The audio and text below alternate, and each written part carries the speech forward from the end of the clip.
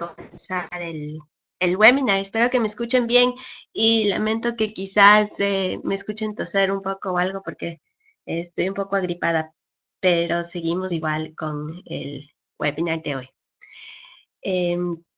Entonces, en el webinar de hoy vamos a revisar un poco a profundidad una de las dimensiones de calidad a través de un ejemplo y de ahí vamos a revisar las preguntas acerca de la estructura de los SAC y de las diferentes estrategias que podemos tener, que fue la lectura de la semana pasada. Entonces, una de las cosas que creo que es importante a medida que vayan avanzando en la selección de las dimensiones de calidad en la que ustedes se quieran enfocar, va a ser tener siempre en cuenta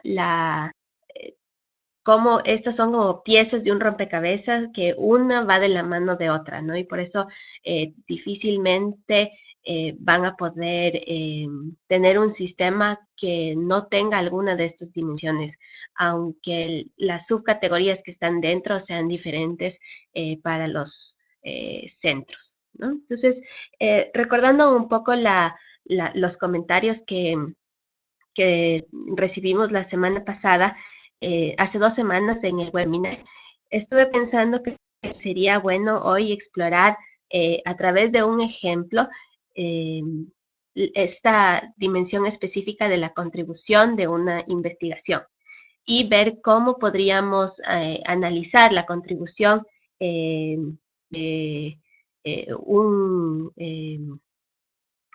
un documento acerca de esta dimensión en particular. Entonces aquí les he puesto el slide de hace 2 semanas para recordar cuáles eran las subdimensiones que hablábamos en la contribución. Entonces, ahora les voy a presentar un poco un estudio que se publicó el año pasado. Les voy a contar un poco sobre este estudio y de ahí les voy a preguntar sus opiniones sobre cómo evaluar algunos de los aspectos de esta investigación. Entonces, esta investigación se llama, el título en mi traducción del título en inglés es los programas de transferencias condicionadas y no condicionadas aumenta el uso de métodos anticonceptivos en países de ingresos bajos y medios. Una revisión sistemática. Y ahí pueden ver ustedes la cita bibliográfica por si después quieren leer este documento. Entonces les voy a compartir más o menos de qué se trata esta investigación. Esta investigación utilizó 10 estudios previos sobre programas de transferencia condicionada en los siguientes países: Honduras, Kenia, Malawi, México, Nicaragua, Sudáfrica y Zambia. Cuando los investigadores realizaron una revisión sistemática, entonces ellos seleccionaron de un universo más amplio de investigaciones las que les podían servir, que eran de suficiente calidad y enfocados en el fenómeno que ellos querían estudiar. En este caso, el uso de anticonceptivos y los impactos de las transferencias monetarias en la fertilidad de las mujeres que viven en los hogares que reciben estas transferencias condicionadas.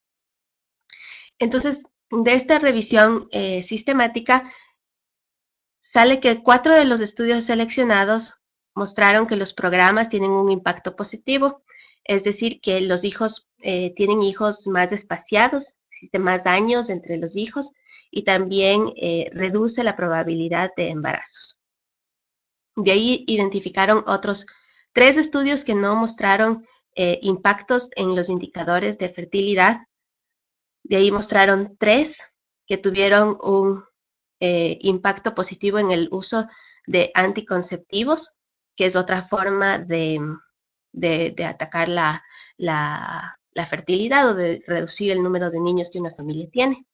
y encontraron dos casos de estudio en los que los hogares que recibieron una transferencia condicionada, en esos hogares se incrementó la fertilidad del hogar. El estudio también al final recalca que esta es como una primera aproximación al tema de cómo las transferencias monetarias afectan la fertilidad y que se necesita más investigación sobre el tema porque solo se lograron identificar 10 investigaciones que podrían dar luces sobre el tema. Entonces, ustedes pueden después, si desean leer eh, el documento completo, eh, y tienen ellos algunas recomendaciones al final del estudio. Pero en este caso, quisiera que nos enfoquemos en una en particular que los investigadores han hecho a partir de su investigación. Ellos proponen que tener una condicionalidad estricta de las transferencias monetarias en que el hogar no tenga más de 2 hijos podría eliminar la motivación negativa a incrementar la fertilidad y eso llevaría a un resultado menor de la tasa de natalidad, más espacio, más años entre hijo e hijo, mayor uso de anticonceptivos y menor fertilidad. Entonces, a fin de cuentas, lo que vemos aquí es un estudio de una revisión sistemática, 10 estudios, diferentes países. eh, Vemos 4 estudios, eh, digamos los 4 y los 3 de más abajo son los que muestran un resultado positivo, este de aquí y este de acá. Y a través de eso, los investigadores sugieren que lo que el gobierno debe hacer es poner una condicionalidad estricta en que los hogares solo pueden tener un máximo de 2 hijos. Es decir, que si un hogar tiene 3 hijos, ya no recibiría una condición, una transferencia monetaria, ¿no? Entonces, ahora les quisiera pedir que evaluemos o que cada uno de ustedes pongan el zapato de, de ser el revisor de esta investigación. Entonces aquí les doy algunas de las opciones. Entonces, si este fuera un documento producido por uno de sus centros y ven esto, ¿cuál sería qué opinarían de la recomendación que ha salido de este documento? Entonces vamos a esperar un poco. Igual, si es que ya saben, si es que tienen algún comentario adicional, algo más que quieran compartir de su reflexión, la pueden hacer en el chat.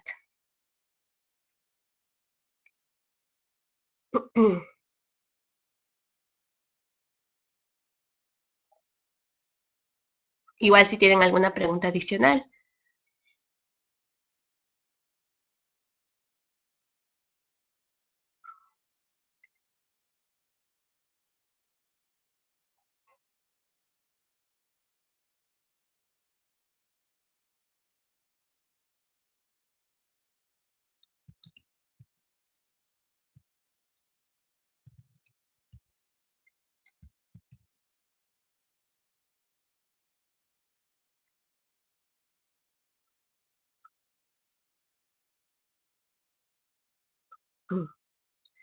Muy bien, tenemos ya 7, 8 votos. Vamos a darnos un minuto adicional.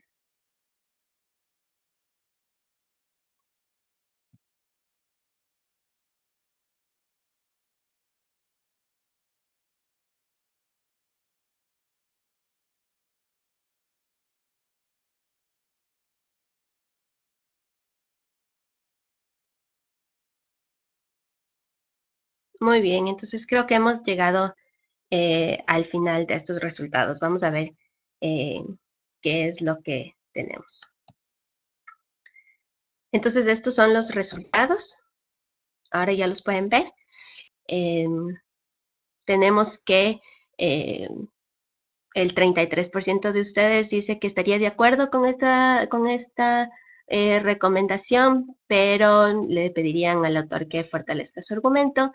El siguiente voto va por no estar de acuerdo, porque no se puede llegar a esa recomendación a partir de los resultados de la investigación, y de ahí hay otros votos en no estar de acuerdo por otras razones y no pueden evaluar o propondrían otra opinión.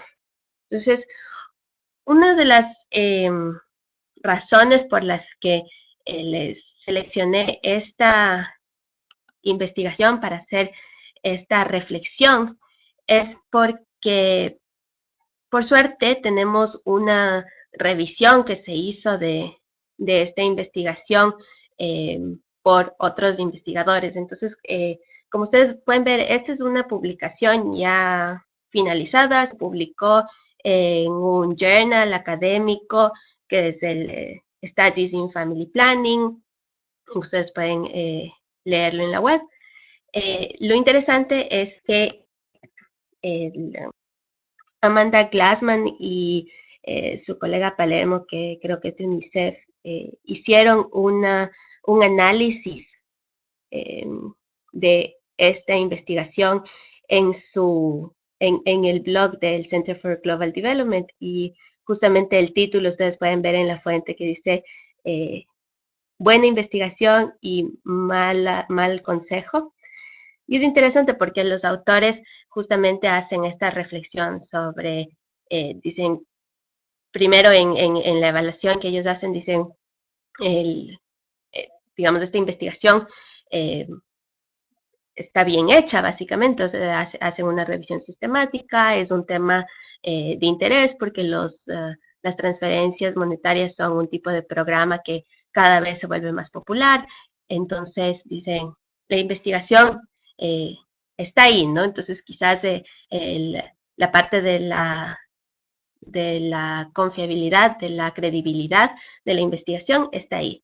Pero tienen varias dudas sobre las recomendaciones que se hacen, ¿no? Entonces, algunos de los argumentos que tienen para decir que ellos no estarían de acuerdo con esta recomendación es, primero, que esto no considera los derechos reproductivos de la pareja, la autonomía de un hogar de decidir el número de niños. También mencionan que podría haber efectos contraproducentes de poner estos límites, porque una familia con más de 2 niños podría ocultar a otro niño para poder recibir la transferencia monetaria, y ese niño ya no podría tener acceso a los servicios públicos que los niños deberían tener acceso. Las autoras recomiendan que quizás una opción es poner un límite al monto total. Entonces, independientemente de cuántos niños tenga un hogar, solo habría un monto máximo que el hogar puede recibir, y eso disminuiría que el hogar quiera tener hijos solo para seguir recibiendo más recursos del Estado. Y el argumento final es que los programas de transferencia usualmente son parte de las políticas de transferencia social más amplias, y que en este caso no es necesario una condicionalidad tan específica, porque el programa no tiene como opción, digamos, como meta concreta reducir la fertilidad de los hogares, ¿no? Entonces, me pareció este ejemplo interesante, porque vemos, por un lado, la recomendación de una investigación académica en la que los autores definitivamente pusieron mucho énfasis en la credibilidad de su investigación, en mostrar la rigurosidad del método de su estudio, pero quizás no tomaron tan en cuenta qué es lo que eso podría significar en cuanto a recomendaciones de política. porque es más, o sea, la recomendación es bastante corta, es apenas una línea en el estudio, y en cambio cuando vemos cómo lo examinan, cómo no, lo analizan eh, eh, personas, investigadores que están trabajando en un centro de pensamiento, pensando en la aplicabilidad de las ideas de investigación a la política pública, vemos otra forma de analizar el estudio y de cómo vincular los resultados académicos con preguntas un poco más amplias de la política pública. Entonces, regresando a al slide anterior, en lo que veíamos de la subcategorías de contribución, podríamos eh, ver que el, el estudio, de acuerdo tanto a los autores como a la revisión posterior, sí mostraba originalidad en lo que presentaba, traía algo nuevo que no había sido hecho antes, pero en cuanto a la relevancia este estudio frente a la política pública, aquí ya empieza a haber un poco más de debate, ¿no? Entonces aquí ya en, en el blog del Center for Global Development dicen, bueno, quizás la pregunta sobre la fertilidad y de tratar de controlar la fertilidad a través de un programa de transferencia monetario no sea lo más apropiado. Ya sale esa duda, ¿no? Luego, en cuanto a qué tan generalizable es el conocimiento que proponen los autores, aquí, digamos, ellos nos dejan claro que ellos saben que hay una limitación, a que quizás todavía no hay la evidencia necesaria para decir que siempre hay un impacto positivo de las transferencias condicionadas en la fertilidad de los hogares. Entonces, esto es algo que ellos quisieran, ¿no? Cuando uno hace una revisión sistemática, casi siempre lo que se quiere es tener evidencia más fuerte, más generalizable. Y como hemos analizado, quizás lo más débil que tuvo este documento y que fue analizado por los autores del CGT fue que las recomendaciones de política quizás no fueron pensadas en el detalle que debían ser pensadas. Quizás, como ustedes decían, eh, no salen estrictamente de los resultados también de la investigación.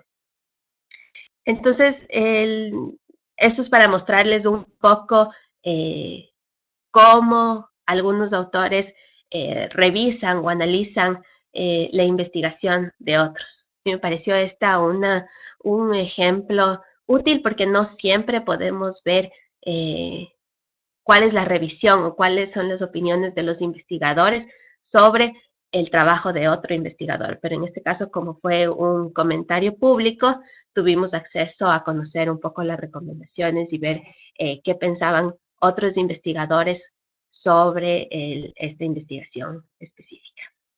Entonces, ese es, quería empezar con este análisis porque salió hace 2 semanas que este aspecto de la contribución, de cómo analizamos la contribución de las investigaciones era importante para bastantes de sus centros. Y también lo quería hacer porque mostrarles lo importante y lo interconectadas que están estas dimensiones, ¿no? Entonces, como veíamos, como analizábamos, quizás los autores se enfocaron bastante en la credibilidad de su investigación, pero ya a la hora de cómo esta credibilidad se traduce a una contribución, ya no estuvo tan claro. Quizás parte de ese problema también tiene que ver con la comunicabilidad, con que no lograron expresar de una manera más detallada, más elaborada la recomendación que estaban haciendo, ¿no? Y inclusive sale el tema de la conformidad. porque como ustedes ven, una de los comentarios que hacen los evaluadores de esta publicación, es decir, quizás esta recomendación es una violación a los derechos de los hogares de estas personas. Entonces, vemos cómo con este ejemplo todas estas dimensiones juegan un papel cuando analizamos un documento. Y ahora lo hemos visto con un ejemplo bastante concreto y con una recomendación de política bastante concreta. Ahora vamos a pasar nuevamente a la lectura de la semana pasada, que tuvo más que ver con las estructuras y las estrategias de los SAC. Entonces, como hemos analizado ya también en el webinar anterior, nosotros nos vamos a enfocar por ahora en los productos de investigación, pero siempre tenemos que tener en cuenta cómo estos productos de investigación juegan un papel en el trabajo más global de nuestras organizaciones. Una de las cosas que suelen ser importantes para los centros y que sería bueno que cada uno de los centros tenga claro antes de llegar al taller presencial es cómo definen, cómo entienden eh, los productos que cada uno de los centros hace. Para darles algunas ideas de cómo se presentan, cómo diferentes centros de investigación presentan sus investigaciones, yo he recabado de las páginas web de algunos de los centros el tipo de publicaciones que se suelen hacer, ¿no? Entonces ustedes pueden ver ahí los buscadores de RIMIS, CIPEC, de GRADE, del Center for Global Development, de FEDesarrollo. Y pueden ver que aquí hay bastantes similitudes entre cómo los centros de investigación organizan los tipos de productos que hacen, ¿no? Y pueden ver que es bastante común que hayan los documentos de trabajo, eh, también libros, los documentos de política. Es interesante que en el CGT también tienen ensayos, discursos y testimonios que hacen en el Congreso y en FEDesarrollo, que tienen un espacio específico para estas publicaciones periódicas que hacen, ¿no? Entonces, más allá de los productos de investigación más largos en los que suele haber una investigación, digamos, de mucho más tiempo en un documento de trabajo, en un libro. En FEDesarrollo tienen productos más coyunturales, más periódicos, inclusive, por ejemplo, esta bitácora semanal que debe ser un resumen de algunos temas de política de cada semana, ¿no?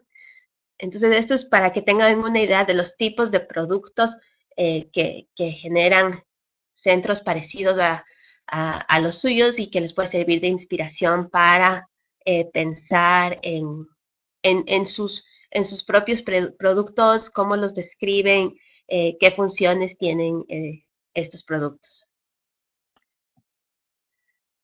Este es otro ejemplo de un centro de pensamiento en Costa Rica, que es el Programa Estado de la Nación, y ellos tienen una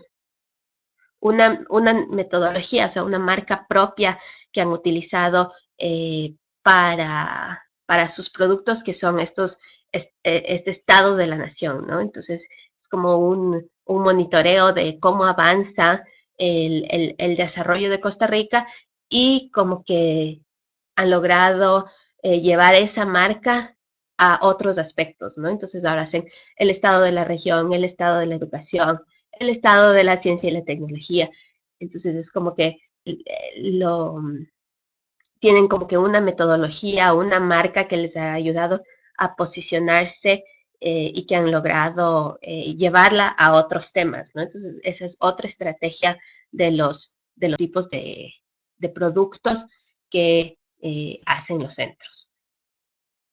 Los diferentes productos van a requerir tener un diferente nivel de revisión y no podríamos esperar que un sistema, un producto sea, por ejemplo, esta coyuntura económica semanal tenga el mismo nivel de revisión que un libro, ¿no? Entonces, por eso es importante que tengamos claro qué tipos de productos tenemos en nuestros centros. Entonces, para tener una idea global de el tipo de trabajo que realizan los centros, quisiera preguntarles qué tipo de productos genera cada centro. Y esta es una pregunta de opción múltiple, entonces pueden seleccionar más de una.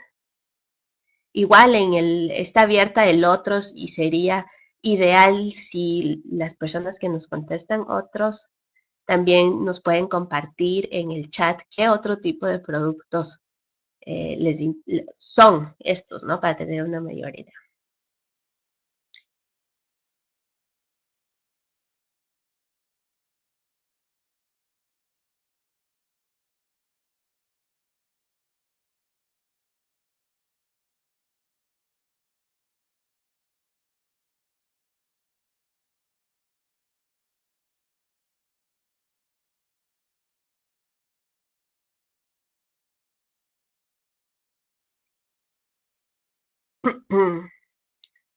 Ajá, entonces también publican blogs.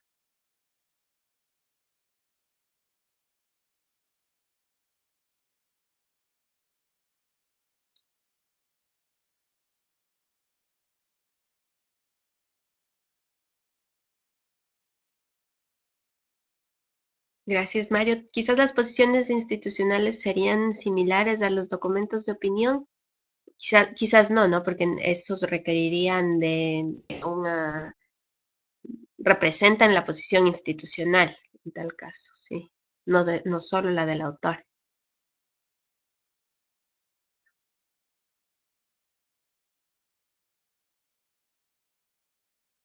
Muy bien. Entonces, ahora sí hemos finalizado. Vamos a ver cuáles son los resultados de los del tipo de trabajo que realizan. Entonces, vemos que los más populares son los documentos de trabajo, seguidos por los documentos de política, libros, opinión y monografías. Y me gustaría si pueden compartir, y varios han seleccionado otros, así que les invito a compartir en el chat qué otro tipo de productos son de los que producen en su centro. Y en el caso en un comentario o otra pregunta que quisiera que comenten un poco en el chat, es si está claro en sus centros, creen ustedes, en el staff, cuáles son las diferencias entre estos tipos de productos. Si está claro cómo se diferencia una monografía, por ejemplo, de un documento de trabajo o cómo se diferencia un documento de opinión a un documento de política. Ajá. Ujú. Álvaro nos comenta que en realidad eh, un problema es el que más allá de lo que de lo que pueda querer hacer la organización, se tiene que responder a las demandas de los donantes.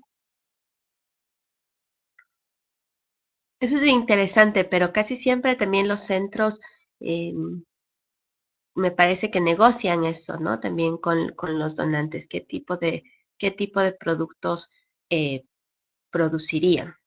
Y en algunos de los casos no estoy segura si en los centros que están participando ahora y los centros en América Latina, pero hay centros en otros países que además de sus productos propios, hacen también productos de consultoría que son de carácter un poco distinto, ¿no? Entonces eso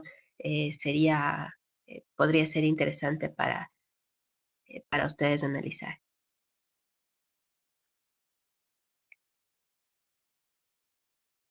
Marielos nos dice que ellos cuentan con un manual que indica qué es lo que, cómo es cada una de las publicaciones.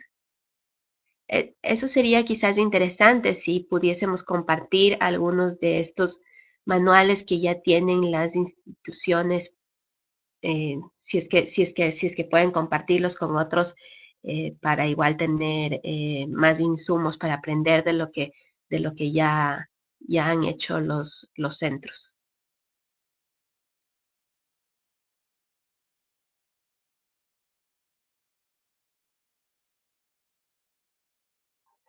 Ujú. Liliana nos comenta que en ACIES también tienen memorias de seminarios. Ujú. Esa suele ser también un producto que hacen los centros, ajá. Sí, exactamente como dice Gisela, usualmente los centros que hacen productos de consultoría los trabajan con una estructura, o sea, no son parte de las series de publicaciones que realizan para el público en general, ¿no? Sino que tienen ese carácter de información para un cliente, como funcionan las consultorías.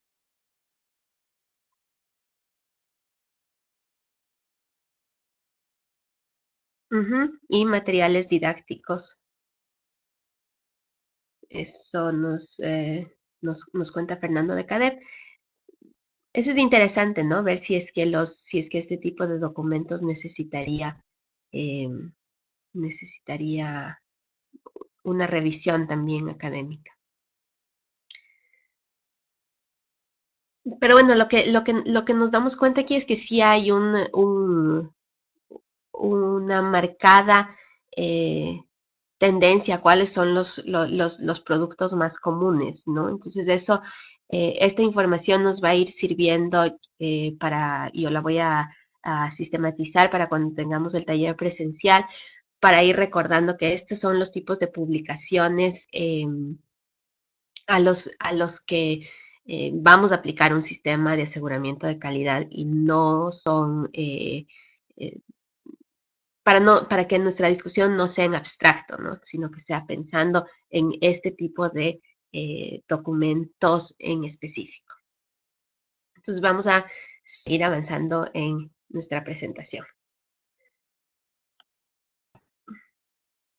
Entonces, bueno, aquí yo les tenía un ejemplo eh, que les puedo compartir después, un estudio de caso justamente eh, del libro de Managing Think Tanks, eh, que cuentan la experiencia de el Urban Institute, que se dieron cuenta ya casi cuando mejor dicho, ya habían impreso un libro y se dieron cuenta de que había problemas estructurales en alguno de los capítulos que inclusive los revisores externos no se dieron cuenta y tuvieron que eh, pagar los costos adicionales de republicar, repensar algunos de los capítulos y luego republicar el libro.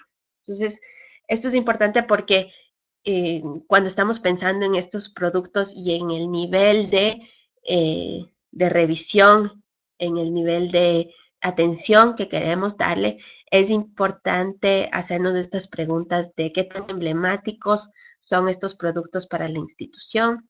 Entonces, quizás, como decíamos, un blog o un documento de opinión de un investigador que no refleja necesariamente la posición institucional no es tan, no es tan riesgoso eh, frente a otros que sí pueden serlo, como un libro. Eh, y también nos hace pensar en las capacidades que tienen que tener los investigadores para cada uno de los productos. Entonces, quizás un investigador más junior puede tranquilamente escribir un blog sin mayor atención o sin que haya una revisión tan exhaustiva, pero quizás si es que está a cargo de un documento mucho más grande, sea mejor que tenga un mayor acompañamiento y mayor revisión posterior. Entonces, estas son algunas de las preguntas que nos van saliendo cuando ya vamos viendo el tipo de productos que presentan los centros. El otro tema del en el que nos basamos en la lectura de hace 2 semanas fue en esto de las etapas de la investigación. ¿Y por qué es esto importante? Porque muchas veces sucede lo que vimos en el ejemplo del Urban Institute, que la revisión que encuentra fallas solo al final o inclusive ya después de la publicación pueden ser muy costosos. Entonces, siempre, como pueden ver aquí en esta imagen, decimos que la publicación es en realidad la punta del iceberg, ¿no? Entonces, eso ya muestra solo el resumen, digamos, lo más esencial de un trabajo que no se ve en la investigación, pero un centro puede enfocar sus sistemas de aseguramiento de la calidad en estas diferentes etapas a través de las cuales se va construyendo los productos de investigación para evitar que cuando ya llegamos acá nos demos cuenta que tenemos un error grave y nos toque borrar y cuenta nueva como le pasó al Urban Institute, ¿no? Entonces, eh, también pensar en las etapas de investigación nos ayuda porque no todas las etapas son iguales. Entonces, por ejemplo, muchos de sus centros hacen eh, recolección primaria de datos y saben lo costoso que es eso, ¿no? Entonces, si es que esta es una de las actividades de sus centros y los centros no tienen los mecanismos para garantizar la calidad del proceso de levantamiento de datos previo a que se haga el trabajo de campo, arreglar esos problemas que puedan suceder después es casi imposible porque ya se hicieron, ya se gastó el tiempo, los recursos en el levantamiento de datos. Entonces, eh, por eso es importante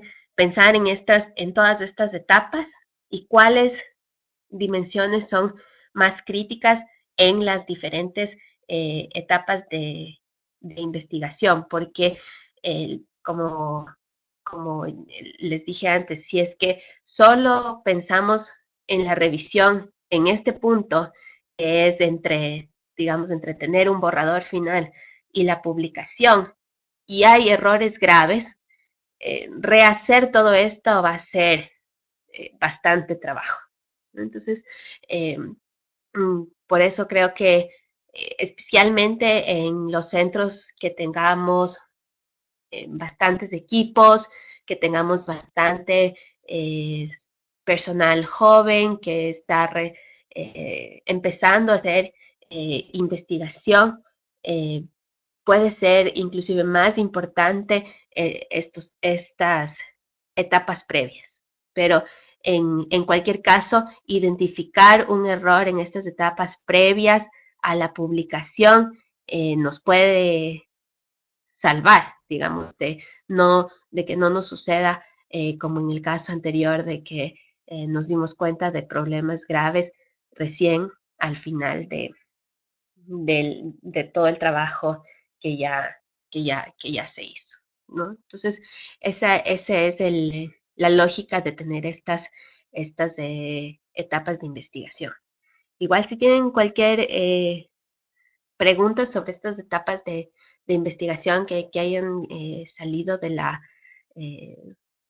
de la lectura, la pueden poner en el chat. Sé que hay algunas ya en el foro sobre el diseño, sobre la recolección de datos, y aunque en este módulo específico de desarrollo de capacidades es sobre los sistemas de aseguramiento de calidad, sí tengo algunas referencias adicionales que les puedo hacer llegar para ver algunos temas específicos de diseño o de métodos específicos, aunque en estos no vamos a poder entrar en detalle en este módulo de desarrollo de capacidades que está más enfocado en los sistemas de aseguramiento de calidad.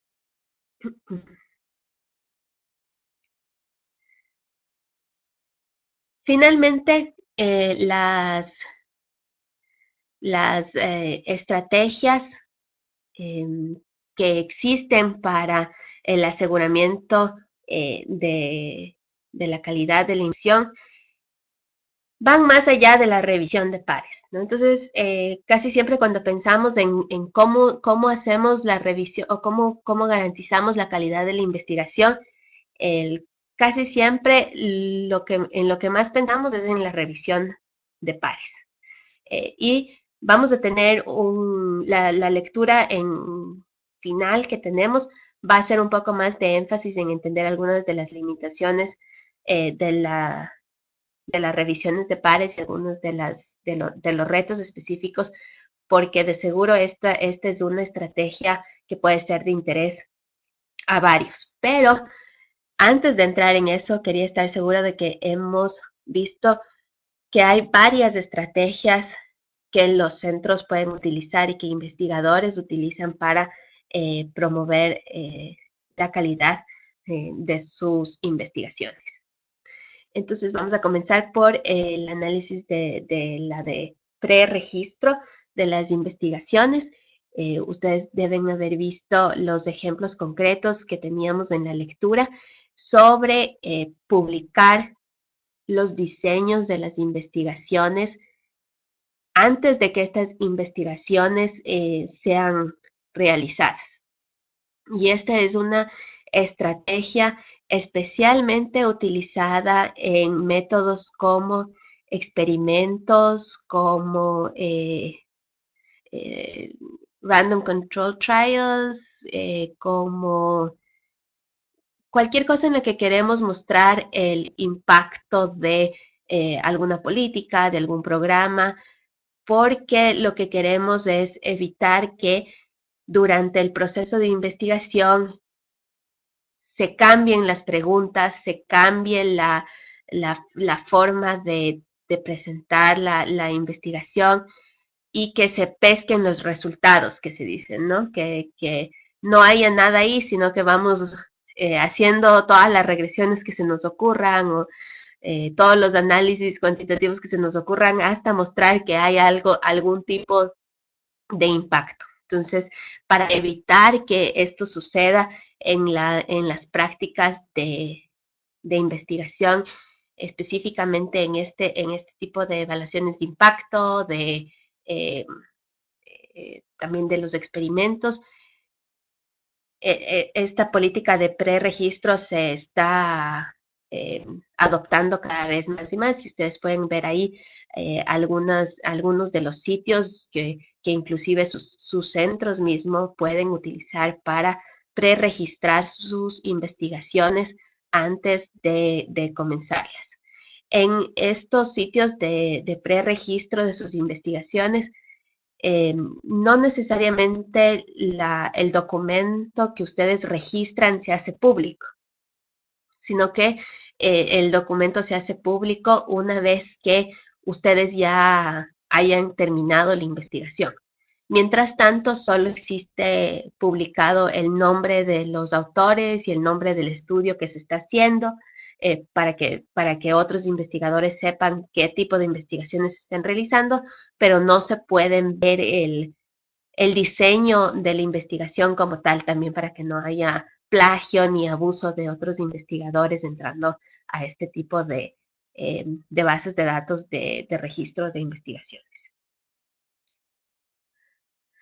Otra estrategia que los centros pueden adoptar es el de la autoevaluación, ¿no? Y esto podría significar tener guías, tener cuestionarios o checklists que los investigadores puedan utilizar para hacer una autoevaluación de sus productos de investigación antes de que hayan otro tipo de revisiones externas. Y esto puede ayudar mucho en maximizar el beneficio de las revisiones posteriores. En la práctica, en los procesos de revisiones externas que yo he facilitado, sucede muchas veces que los investigadores mandan un documento al que le faltan varios aspectos, en el que hay muy poca claridad de lo que los investigadores están haciendo, y en esos casos las revisiones externas son de menos utilidad, porque los revisores no pueden aportar tanto a una investigación si la investigación en sí no cuenta con todos los aspectos que deberían tener. Entonces, tener checklists o guías que puedan ayudar a los autores a ellos mismos estar seguros de que su documento tiene una estructura básica, responde a aspectos básicos de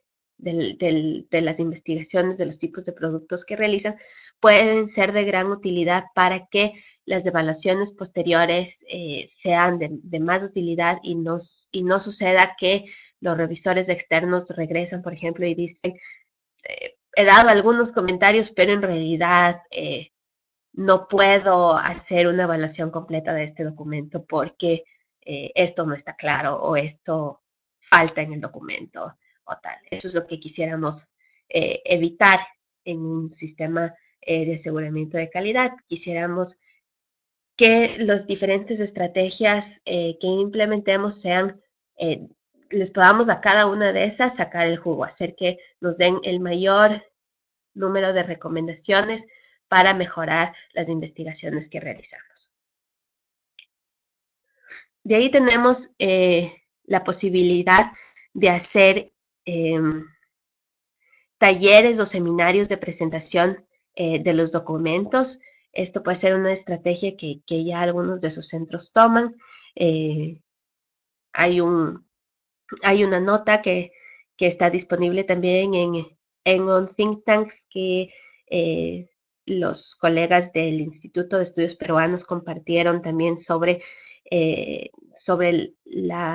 cómo ellos realizan seminarios internos para la discusión de las investigaciones que realizan, y ese es su eh, mecanismo principal para la discusión y el mejoramiento de las investigaciones en ese centro, ¿no? Una de las cosas importantes de este tipo de estrategia va a ser que existan reglas claras de cómo llevar adelante estos seminarios.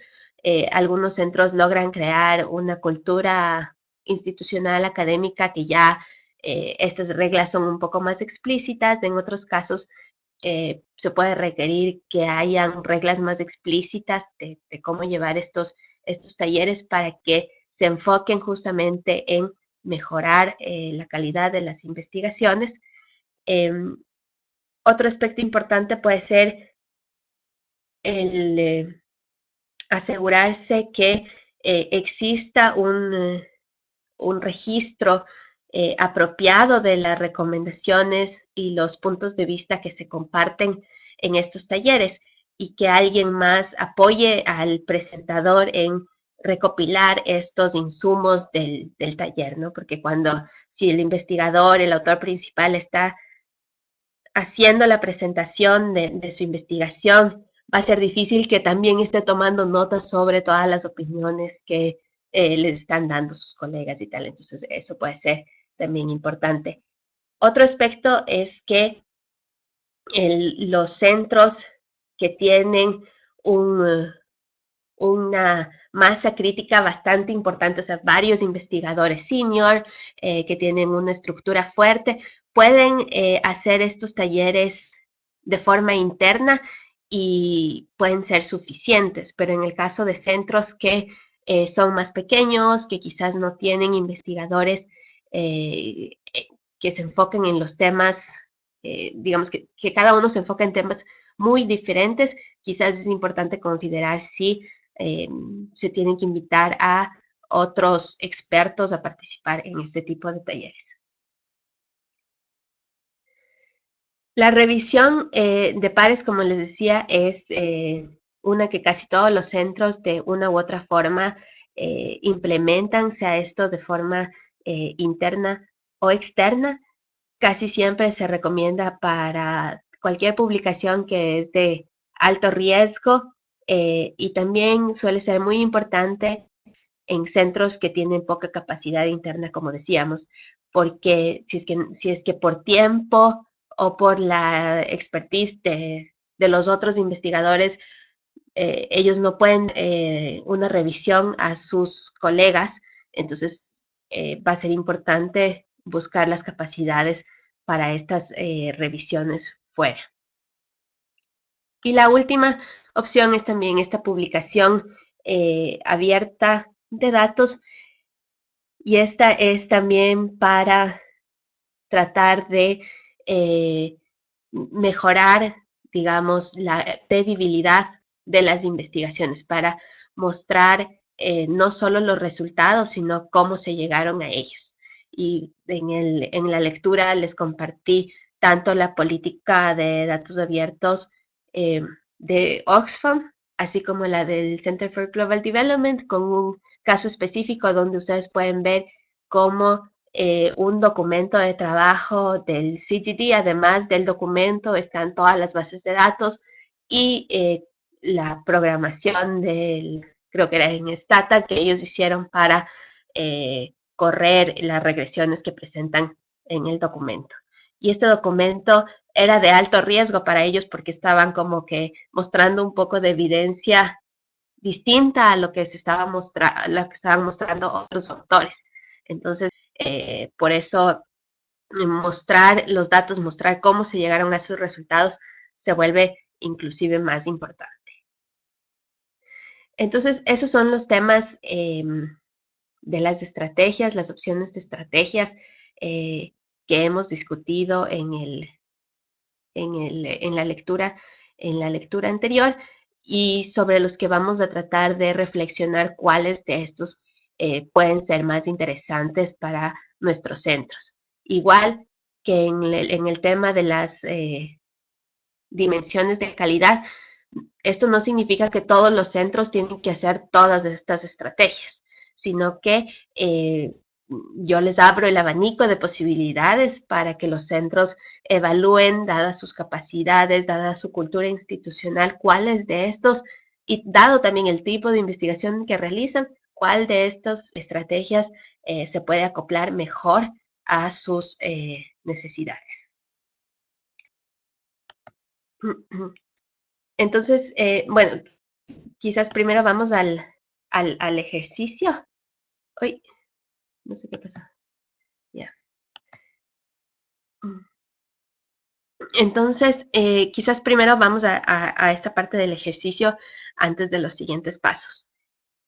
Entonces, como ustedes pueden haber visto en la lectura de esta semana, el objetivo de la tarea de esta semana va a ser tratar de identificar las diferentes dimensiones que nosotros ya priorizamos. Entonces, recuerden que la tarea anterior que teníamos a esta es la de que cada centro seleccione las dimensiones de calidad que son más relevantes para ese centro en específico, para cada uno de sus centros en específico.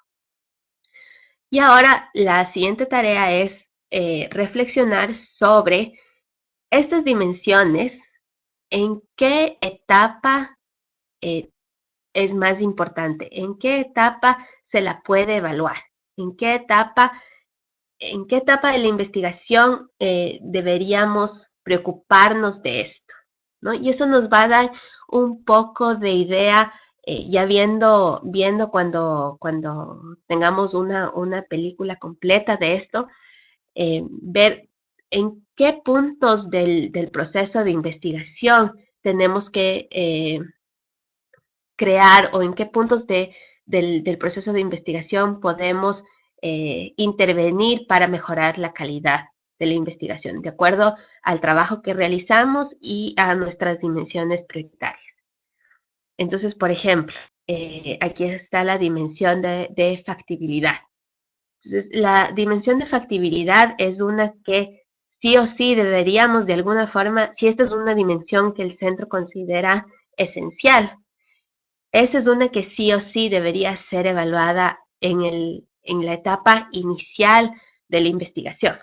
No tendría mucha lógica, por ejemplo, que esta sea una dimensión relevante para nosotros y que la evaluemos en la finalización de los documentos, porque ahí ya se ha realizado la investigación, eh, no tendría lógica revisar o analizar esa dimensión en otro punto, ¿no? Pero las otras pueden ser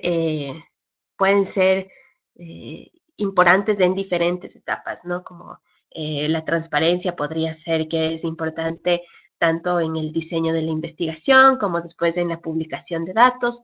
Entonces podríamos decir específicamente qué vamos a hacer respecto a eso en cada una de estas etapas. Otra dimensión como la confiabilidad de la investigación puede que esté relacionada en más etapas, pero ese es el ejercicio que está planteado para esta semana. Poder mapear de nuestras dimensiones prioritarias, luego en qué etapas de la investigación son importantes evaluar o monitorear estas dimensiones para ir identificando los puntos críticos en los que nuestro sistema de aseguramiento de calidad debe implementarse. Entonces ahí podríamos después seleccionar y decir, vamos a tener algo que se realiza un paso o una actividad que se realiza en la propuesta de investigación. Vamos a tener, por ejemplo, después un checklist o una guía que los investigadores pueden revisar para algunas de estas actividades intermedias y luego vamos a tener talleres en los que se presentan las investigaciones cuando ya están a punto de finalizarse los documentos. Pero eso tiene que tener una lógica con el tipo de dimensiones que son importantes para nuestro trabajo. Entonces, esa es la tarea que tenemos para esta semana.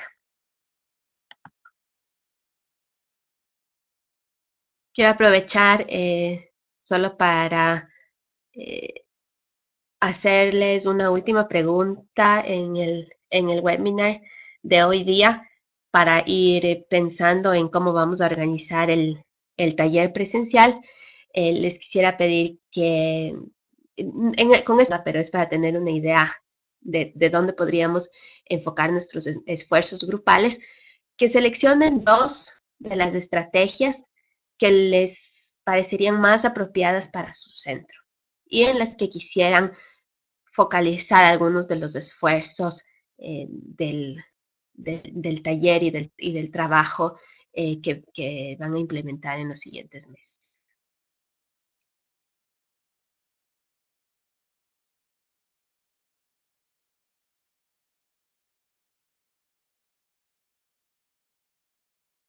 Igual, si tienen cualquier comentario adicional en el...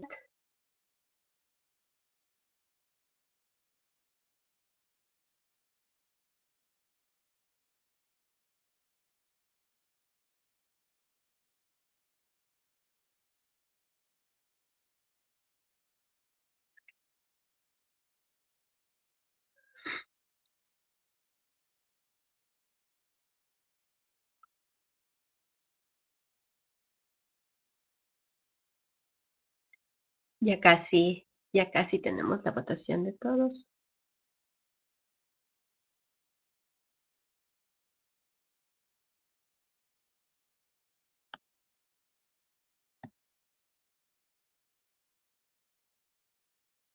Muy bien, creo que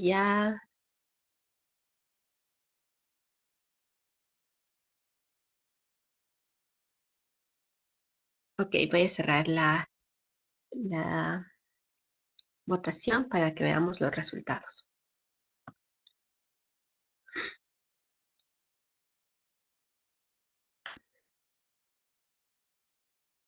Entonces ahora vemos aquí los resultados de que hay un interés bastante grande en los procesos de autoevaluación y talleres. Eso es interesante y seguido por el de publicación abierta de datos. Esto va a ser interesante porque si se va creando un consenso sobre la utilidad de algunas de estas estrategias, vamos a poder colaborar más, ¿no? Entonces, quizás en el taller presencial podemos hacer un trabajo grupal en el que avanzamos en guías para talleres y para autoevaluación que después nos sirvan a todos los centros, eh, que los podamos adaptar o lo que sea, pero el trabajo grupal inicial nos puede ayudar a todos en estas estrategias, ¿no? Entonces es interesante ver que hay un consenso sobre dos de estas que les interesaría avanzar más. Eh, Acá hay el comentario de Gisela de si la revisión interna por una persona distinta al autor es una autoevaluación.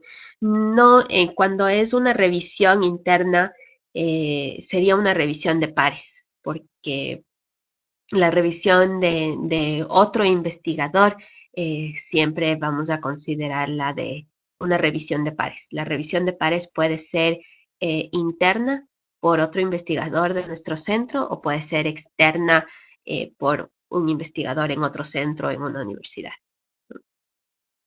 La autoevaluación sería cuando el propio investigador evalúa su investigación antes de eh, enviar esta publicación a un revisor externo, por ejemplo, o antes de presentarla en un taller o un seminario. Muy bien. Mm. Entonces, para cerrar los siguientes pasos, eh, tenemos el ejercicio en el que vamos a analizar cómo se relacionan las etapas de investigación con las dimensiones de calidad y eso nos va a servir para poder identificar cuáles son las estrategias que vamos a utilizar y en cuáles puntos del proceso de investigación cada una de estas estrategias puede ser más útil, ¿no? Lo otro es recordarles que la semana del 4 de 3 de abril, la próxima semana, está un calendario para tener llamadas directas con cada uno de los eh, equipos de los diferentes centros. Entonces he vuelto a ponerles el link aquí para que no se olviden de separar el horario en el que quieran tener la llamada por Skype. Está con el calendario con el horario de Quito, pero si es que ustedes pueden cambiar ahí para que vean el horario en cada uno de sus países. Y de ahí contarles que este es el último webinar que van a tener conmigo en preparación para el taller eh, presencial. Los siguientes dos webinars tenemos invitados. El La próxima semana, el martes 4 de abril, vamos a tener el webinar con Margarita de Fusades, quien nos va a contar sobre el código de ética y la experiencia de su implementación en Fusades. Y de ahí, el 18 de abril, va a estar con nosotros Trisha Wind, que ella trabaja en la unidad de evaluación del IDRC y el IDRC tiene un sistema de revisión un marco de la calidad de investigación que le dicen el Research Quality Plus, el RQ Plus, y ella nos va a hacer una presentación de esta iniciativa que tienen ellos y de cómo les ha ido en la implementación ya específica de esto en el IDRC. Les voy a mandar nuevamente el link de la publicación que ellos tienen sobre la implementación del RQ Plus en el IDRC eh, para que puedan revisarla antes de la, del webinar con ella si desean, porque va a ser un momento interesante en el que pueden hablar con ella y pueden hacerle preguntas sobre su experiencia concreta, sobre cómo entienden ellos en específico algunas de las dimensiones que ellos tienen en su sistema de calidad de la investigación. Entonces, esos son los webinars que tenemos ahí planificados para las siguientes semanas y de ahí la siguiente actividad será el vernos ya en el taller presencial en Guatemala. Entonces, eh, eso es por el del webinar del día de hoy. No sé si tienen alguna pregunta o algún comentario adicional de la presentación, de los ejemplos. Lo pueden hacer en el chat y con eso ya cerraríamos el webinar de hoy.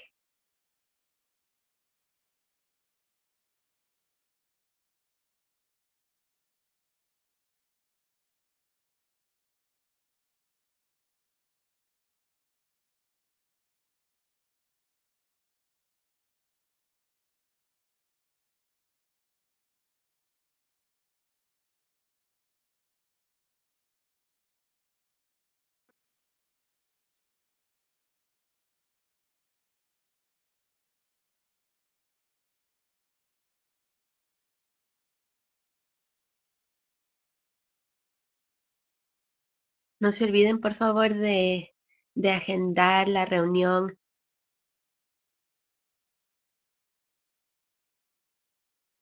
en el Doodle, por favor.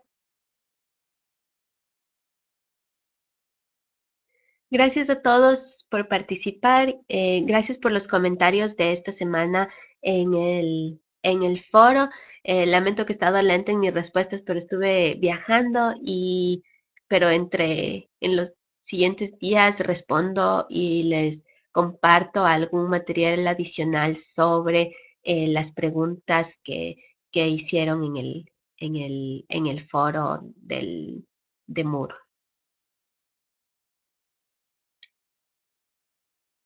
Ok, creo que no hay preguntas más. Igual ya saben que las pueden hacer en el foro, en los comentarios también los pueden hacer en el foro y estaremos hablando igual con cada uno de los equipos la siguiente semana, así que si tienen cualquier duda adicional, ese también va a ser un buen momento para hacerlo. Entonces, gracias a todos por participar y estaremos en contacto para seguir avanzando en nuestros sistemas de aseguramiento de calidad. Que tengan una buena semana.